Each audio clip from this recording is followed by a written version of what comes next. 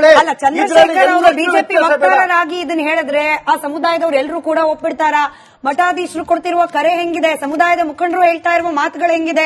ಚಂದ್ರಶೇಖರ್ ಅವರು ಇಲ್ಲಿ ಹೇಳಿದ್ರೆ ಜನ ಒಪ್ಪಬೇಕಲ್ಲ? ಈ ಪ್ರಯತ್ನ ಇವತ್ತು ಮಾಡಿದ್ದಲ್ಲ, 2013 ಮಾಡಿದ್ರು, ಸೋತ್ರು. 2018 ಲಿಂಗಾಯತ ವೀರಶೈವ ವಿವಿಧ ಭಾಗ ಮಾಡಕ್ ಹೋದ್ರು. ಇವರನ್ನ ಕೆಲವರು ಮಾಡಿದ್ರು. ಯಾವ್ದಾದ್ರು ಗೆದ್ದಿದ್ದಾರ? ಯಾವತ್ತು ಲಿಂಗಾಯತ ವೀರಶೈವನ್ನ ಬೇರೆ ಮಾಡ್ಲಿಕ್ಕೆ ಸಾಧ್ಯ ಇಲ್ಲ. ಸಾಧ್ಯ ಇಲ್ಲ. ನಾವು ಹಿಂದೂಗಳೇ.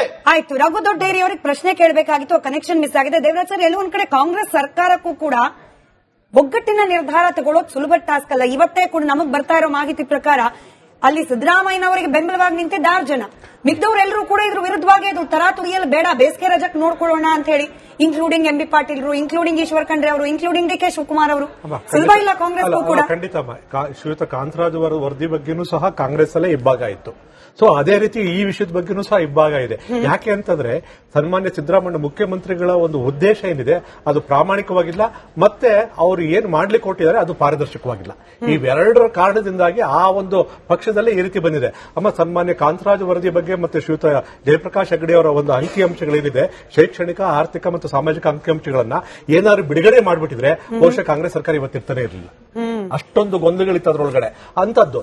ಇವತ್ತಿನ ದಿವಸ ಮಾಡಿರ್ತಕ್ಕಂಥ ಅಧ್ಯಕ್ಷರಲ್ಲ, ಒಬಿಸಿ ಅಧ್ಯಕ್ಷರು ಸನ್ಮಾನ್ಯ ಮಸೂದನ್ ನಾಯಕ್ ಅವರು ಒಂದ್ ಕಡೆ ಹೇಳ್ತಾರೆ, ಈ 47 ಕ್ರಿಶ್ಚಿಯನ್ಗಳನ್ನ ಹಿಂದೂ ಧರ್ಮದಲ್ಲಿ ಹುಡುಕಿ ನಾವು ಕೊಡೋದ್ರಿಂದ ನಿಮ್ಗೆ ಆಗೋ ತೊಂದರೆ ಏನು ಅಂತ. ಇವತ್ತು ನಮ್ಮ ತೆರಿಗೆ ಹಣದಲ್ಲಿ ಅವ್ರಿಗೆ ಆ ಹುದ್ದೆ ಕೊಟ್ಟು ಕೂರಿಸಿರಲ್ಲ, ಅವ್ರಿಗಿರ್ತಕ್ಕಂಥದ್ದು ಉತ್ತರ ಕೊಡ್ತಕ್ಕಂಥ ಸ್ಥಿತಿನೂ ಬರ್ತು, ಸಾರ್ವಜನಿಕರನ್ನ ಪ್ರಶ್ನೆ ಮಾಡೋ ಸ್ಥಿತಿ ಎಲ್ಲ ಇರೋದು ಅವ್ರಿಗೆ. ಅವ್ರಿಗೆ ನಾವು ಒಂದೇ ಒಂದು ಪ್ರಶ್ನೆ ಕೇಳ್ತೀನಿ ಅವರಿಗೆ, ಶ್ರೀಯುತ ಮಧುಸೂದನ್ ನಾಯಕ್ ಅವರಿಗೆ, ದಯವಿಟ್ಟು ಈ ಅಂಶಗಳನ್ನು ಸೇರಿಸಿರೋದ್ರಿಂದ ನಮ್ಮ ಸಮಾಜಕ್ಕೆ ಆಗಲಿ, ಒಬಿಸಿಗಳಿಗೆ ಆಗಲಿ, ಸರ್ಕಾರಕ್ಕೆ ಆಗಲಿ ಏನ್ ಲಾಭ?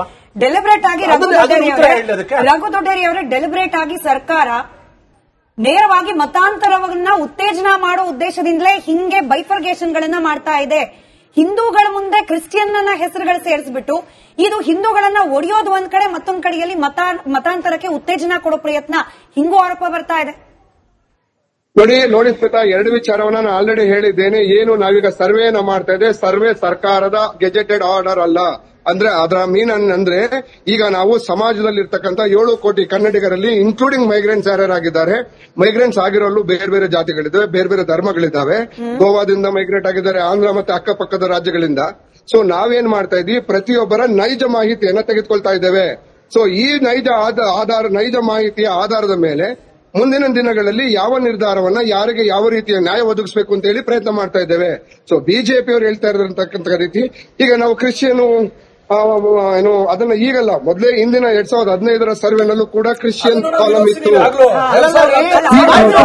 ಈಗ ಹೊಸದಾಗಿ ಬಿಜೆಪಿ ಯಾಕೆ ತರಗಿತಾ ಇದ್ದಾರೆ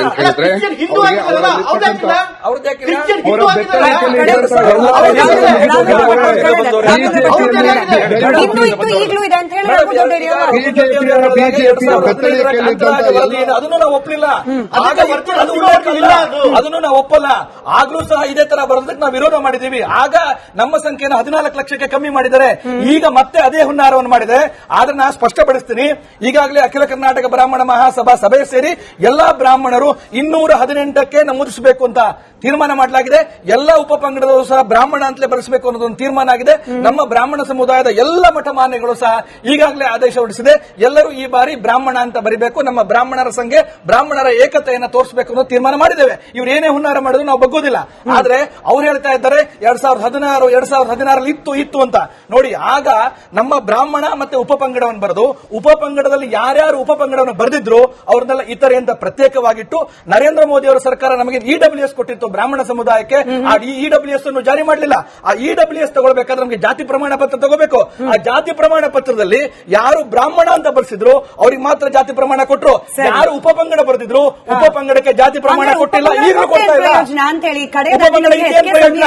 ಆದ್ರಿಂದ ದಯಮಾಡಿ ಇಡೀ ಬ್ರಾಹ್ಮಣ ಸಮುದಾಯ ಈ ಬಾರಿ 218 ಬ್ರಾಹ್ಮಣ ಅಂತಾನೆ ಬರೆಸಬೇಕು ಅಂತ ತೀರ್ಮಾನ ಮಾಡಿದೆ. ಸರಿ, ರವೀಂದ್ರ ರೇಷ್ಮೆ ಸರ್, ಇವಾಗ ಸಮೀಕ್ಷೆ ಅದು ಏನೇ ಹೇಳಿ, ಆರ್ಥಿಕ, ಸಾಮಾಜಿಕ, ಶೈಕ್ಷಣಿಕ, ಬಟ್ ಹಿಂದೆ ಲೀಕ್ ಆದ ಕೆಲವೊಂದು ಅಂಶಗಳು ಗಣತಿಯಲ್ಲಿ ಈಗ ಚರ್ಚೆ ಆಗ್ತಿರೋ ವಿಚಾರ ಎಲ್ಲವೂ ಕೂಡ ಡೈರೆಕ್ಟ್ ಆಗಿ ಜಾತಿ ಕನೆಕ್ಟೆಡ್ ಆಗೇನೆ. ಇಲ್ಲಿ ಆರ್ಥಿಕ, ಶೈಕ್ಷಣಿಕ, ಸಾಮಾಜಿಕಕ್ಕಿಂತ ಹೆಚ್ಚಾಗಿ ಈಗ ಬರ್ತಾ ಇರೋ ಜಾತಿಗಳ ಪ್ರಸ್ತಾಪ. ಎಲ್ಲಾ ಪಕ್ಷಗಳು ರಾಜಕೀಯ ಲಾಭ ನೋಡ್ತಿದೆಯಾ ಹೊರತು ಯಾವುದೇ ಸಮುದಾಯನೂ ಉದ್ಧಾರ ಮಾಡೋ ಲಕ್ಷಣ ಅಂತೂ ಕಂಡು ಬರ್ತಾ ಇಲ್ಲ. ನೋಡಿ, ಕಾಂಗ್ರೆಸ್ ಪಕ್ಷದ ಒಂದು ಹೆಗ್ಗಳಿಕೆ ಏನು ಅಂತಂದ್ರೆ, ಇಡೀ ದೇಶಕ್ಕೆ ಸಾಮಾಜಿಕ ನ್ಯಾಯದ ರಾಜಕಾರಣಕ್ಕೊಂದು ಸಾಮಾಜಿಕ ನ್ಯಾಯದ ಮೀಸಲಾತಿಗೆ ಒಂದು ಖಚಿತವಾದ ಸೈದ್ಧಾಂತಿಕ ಚೌಕಟ್ಟನ್ನು ನಿರ್ಮಿಸಿಕೊಟ್ಟಿದ್ದು ದೇವರಾಜ ಅರಸು ಕಾಂಗ್ರೆಸ್. ಹಾವನೂರು ವರದಿ ಏನಿತ್ತು ಅದು ಇಡೀ ದೇಶಕ್ಕೆ ಮಾದರಿ ಆಗುವಂತ.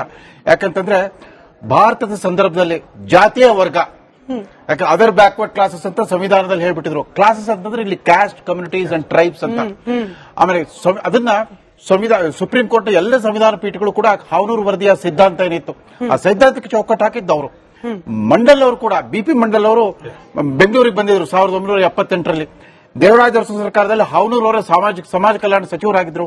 ಟೌನ್ ಹಾಲ್ ಅಲ್ಲಿ ಅವರಿಗೆ ಪೌರ ಸನ್ಮಾನ ಕೊಟ್ಟಾಗ ಬಿಪಿ ಮಂಡಲ್ ಅವರು ಓಪನ್ ಆಗಿ ಹೇಳ್ಬಿಟ್ರು, ನಾನೇನ ಈಗ ಮಂಡಲ್ ವರದಿ ಅಂತ ನಾನೇನು ತಯಾರು ಮಾಡ್ತಾ ಇದ್ದೀನಿ, ಅದಕ್ಕೆಲ್ಲ ಆಧಾರ ನಿಮ್ಮ ಕರ್ನಾಟಕದ ಹಾವನೂರು ವರದಿ ಅಂತ ಅಂದ್ಬಿಟ್ಟು. ಬಟ್ ದೇವರಾಜ ಅರಸರ ಇಚ್ಛಾಶಕ್ತಿ ಯಾವ ತರ ಇತ್ತು ಅಂದ್ರೆ ಲಿಂಗಾಯತರನ್ನು ಇಡಿಯಾಗಿ ಹೊರಗಿಟ್ಬಿಟ್ಟು ಹಾವನೂರು ವರದಿ ಕೊಟ್ಟಿದ್ರು, ಶಿಫಾರಸು ಕೊಟ್ಟಿದ್ರು. 1977ರ ಲೋಕಸಭಾ ಚುನಾವಣೆ ಮತದಾನಕ್ಕೆ 15 ದಿವಸ ಇದ್ದಾಗ ಜಿಯೋ ಹೊರಡಿಸಿದ್ರು ದೇವರಾಜ ಅರಸರು. ಲಿಂಗಾಯತರ ನಿಷ್ಠ ಕಟ್ಕೋಬೇಕಾಗುತ್ತೆ, ಅವ್ರು ವೋಟ್ ಬ್ಯಾಂಕ್ ಲೆಕ್ಕಾಚಾರ ಹಾಕಲಿಲ್ಲ, ಆ ವರದಿ ಕೊಟ್ಟಿದ್ದಾರೆ, ಅದನ್ನ ಪಾಲಿಸ್ತಾರೆ, ಅನುಷ್ಠಾನ ಮಾಡ್ತಾರೆ ಅಂತ. ಆ ತರದ ಇಚ್ಛಾಶಕ್ತಿ ಸಿದ್ದರಾಮಯ್ಯವರಲ್ಲಿ ಕಾಣಿಸ್ತಾ ಇಲ್ಲ. ಅವ್ರೇನ್ ಹೇಳ್ತಾರೆ ಆಮೇಲೆ ಇವತ್ತು ನರೇಂದ್ರ ಮೋದಿ ಅವರು ಮಾಡಿರೋ EWS ದೇವರಾಜ ಅರಸರು ಅವತ್ತೇ ಮಾಡಿದ್ರು 5% special group, backward special group ಅಂತ ಮಾಡಿದ್ರು. ಕರ್ನಾಟಕ ಸರ್ಕಾರ ಇನ್ನೂ ಜಾರಿ ಮಾಡಿಲ್ಲ. 5% ಯಾರಿಗೆ ವಾರ್ಷಿಕ ವರಮಾನ 10,000ಕ್ಕಿಂತ ಕಡಿಮೆ ಇದೆ, ಅವತ್ತು ದಿನಮಾನ 10,000 ಬಹಳ ದೊಡ್ಡ ಮೊತ್ತ. ಅವ್ರಿಗೆಲ್ಲರಿಗೂ ಕೂಡ ಅದಕ್ಕೂ ಪ್ರಾವಿಷನ್ ಮಾಡಿದ್ರು. ದೇವರಾಜ ಅರಸರ ದೂರದರ್ಶಿತ್ವ ಮತ್ತು ರಾಜಕೀಯ ಇಚ್ಛಾಶಕ್ತಿ ಸಿದ್ದರಾಮಯ್ಯ ಸಾಧ್ಯವಾದ್ರೆ ಸಾಮಾಜಿಕ ನ್ಯಾಯ ಒಪ್ಪುವುದು. ಎಲ್ಲದ್ರ ಮಧ್ಯೆ EWS ಬಗ್ಗೆ ಕರ್ನಾಟಕ ಸರ್ಕಾರ ಕಾಂಗ್ರೆಸ್ ಚರಿತ್ರೆ ಏನಾಗ್ಬಿಟ್ಟಿದೆ, ಕಾಂಗ್ರೆಸ್ ವೈರುಧ್ಯ ಏನು ಅಂತಂದ್ರೆ ಯಾವ ಹಾವನೂರು ವರದಿ ಮೂಲಕ ಇಡೀ ದೇಶಕ್ಕೆ ಮಾದರಿ ಆಗುವಂತ ಒಂದು ಮೀಸಲಾತಿ ತಂದ್ರು, ದೇವರಾಜ ಎಕ್ಸ್ಪೆಲ್ ಮಾಡಿದ್ರು ಕಾಂಗ್ರೆಸ್. ಯಾವ ಮಂಡಲ ಮಂಡಲ್ ವರದಿಯನ್ನು ಜಾರಿಗೊಳಿಸಿ ವಿಪಿ ಸಿಂಗ್ ಕಾಂಗ್ರೆಸ್ ಎಕ್ಸ್ಪೆಲ್ ಮಾಡಿದ್ರು. ಕಾಂಗ್ರೆಸ್ ಚರಿತ್ರೆ ಇದು ಸಾಮಾಜಿಕ ಇಶ್ಯೂ ಆಗಿರೋದ್ರಿಂದ ಬಹುಶಃ ಮುಂದಿನ ಮಹಾಭಾರತ ಎಪಿಸೋಡ್ ನಲ್ಲೂ ಕೂಡ ಇನ್ ಡೀಟೇಲ್ ಆಗಿ ಇದ್ರ ಬಗ್ಗೆ ಚರ್ಚೆ ಮಾಡೋ ಪ್ರಯತ್ನ ಮಾಡ್ತೀವಿ. ಇವತ್ತಿನ ಚರ್ಚೆಗೆ ಸಮಯ ಇದ್ದದಷ್ಟೇ. ಸಾರಿ ದೊಡ್ಡೇರಿ ಅವರೇ, ಸಮಯ ಇದ್ದದಷ್ಟೇ. ಧನ್ಯವಾದ. ಎಲ್ರಿಗೂ ಕೂಡ ಚರ್ಚೆಯಲ್ಲಿ ಭಾಗಿಯಾಗಿದ್ದಕ್ಕೆ. ನೋಡ್ತಾ ಇರಿ ರಿಪಬ್ಲಿಕ್ ಕನ್ನಡ. ಇದು ನಿಮ್ಮ ದೂರದರ್ಶಿತ್ವ ಮತ್ತು ರಾಜಕೀಯ ಇಚ್ಛಾಶಕ್ತಿ ಸಿದ್ದರಾಮಯ್ಯ ಸಾಧ್ಯವಾದ್ರೆ ಸಾಮಾಜಿಕ ನ್ಯಾಯ ಒಪ್ಪುವುದು. ಎಲ್ಲದ್ರ ಮಧ್ಯೆ EWS ಬಗ್ಗೆ ಕರ್ನಾಟಕ ಸರ್ಕಾರ ಕಾಂಗ್ರೆಸ್ ಚರಿತ್ರೆ ಏನಾಗ್ಬಿಟ್ಟಿದೆ, ಆದ್ರೆ ಕಾಂಗ್ರೆಸ್ ವೈರುಧ್ಯ ಏನು ಅಂತಂದ್ರೆ ಯಾವ ಹಾವನೂರು ವರದಿ ಮೂಲಕ ಇಡೀ ದೇಶಕ್ಕೆ ಮಾದರಿ ಆಗುವಂತ ಒಂದು ಮೀಸಲಾತಿ ತಂದ್ರು, ದೇವದಾಸನ ಎಕ್ಸ್ಪೆಲ್ ಮಾಡಿದ್ರು ಕಾಂಗ್ರೆಸ್. ಯಾವ ಮಂಡಲ ಮಂಡಲ್ ವರದಿಯನ್ನು ಜಾರಿಗೊಳಿಸಿ ವಿಪಿ ಸಿಂಗ್ ಕಾಂಗ್ರೆಸ್ ಎಕ್ಸ್ಪೆಲ್ ಮಾಡಿದ್ರು. ಕಾಂಗ್ರೆಸ್ ಚರಿತ್ರೆ ಇದು ಸಾಮಾಜಿಕ ಇಶ್ಯೂ ಆಗಿರೋದ್ರಿಂದ ಬಹುಶಃ ಮುಂದಿನ ಮಹಾಭಾರತ ಎಪಿಸೋಡ್ ನಲ್ಲೂ ಕೂಡ ಇನ್ ಡೀಟೇಲ್ ಆಗಿ ಇದ್ರ ಬಗ್ಗೆ ಚರ್ಚೆ ಮಾಡೋ ಪ್ರಯತ್ನ ಮಾಡ್ತೀವಿ. ಇವತ್ತಿನ ಚರ್ಚೆಗೆ ಸಮಯ ಇದ್ದದಷ್ಟೇ. ಸಾರಿ ದೊಡ್ಡೇರಿ ಅವರೇ, ಸಮಯ ಇದ್ದದಷ್ಟೇ. ಧನ್ಯವಾದ. ಎಲ್ರಿಗೂ ಕೂಡ ಚರ್ಚೆಯಲ್ಲಿ ಭಾಗಿಯಾಗಿದ್ದಕ್ಕೆ. ನೋಡ್ತಾ ಇರಿ ರಿಪಬ್ಲಿಕ್ ಕನ್ನಡ. ಇದು ನಿಮ್ಮ